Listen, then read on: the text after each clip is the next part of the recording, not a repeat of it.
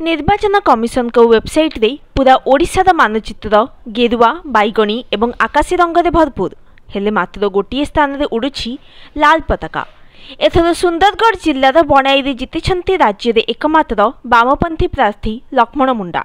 CPIM विधायक प्रार्थी होइतिबा लक्ष्मण चलित निर्वाचन रे बीजेडी प्रार्थी भीमसेन चौधरी को 23,439 खंड भोट रे परास्त करिसेंती।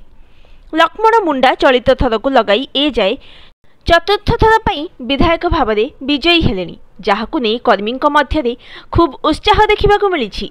विजय पदे लक्ष्मण गणमाध्यम आगे प्रतिक्रिया रखी कहिसेंती, एही विजय मोर नुहे, ए बणाईवासी विजय। बणाई रे आउ जो समस्या सब रही से सबको समाधान करने को पादु पर्यंत चेष्टा करी। तेबे राज्य में मोदी महाबात्यारे छारखार हो जाइछि बीजेडी। बहुमत आसन हासिल करी बीजेपी खूब शीघ्र सरकार गढ़ा जाउछि।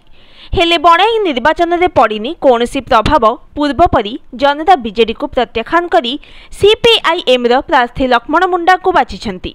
सेपटे भुवनेश्वर मध्य निर्वाचन मंडली रे कांटिकी टक्कर सभी होश उड़ाइला निर्वाचन फल। हारू हारू जीतीगला बीजेडी, जितु जितु हारीगला बीजेपी।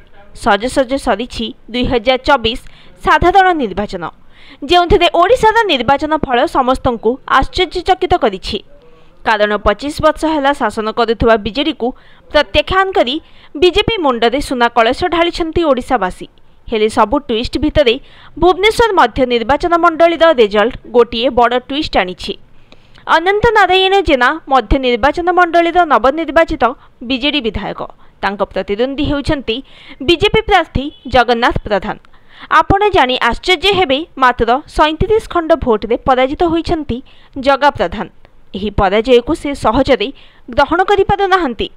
फଳରେ चंचकतार आशंका करी से रिकाउंटिंग पई अपील करिथिले, तथापि जनादेश को मथानत करी मानि नैथिले।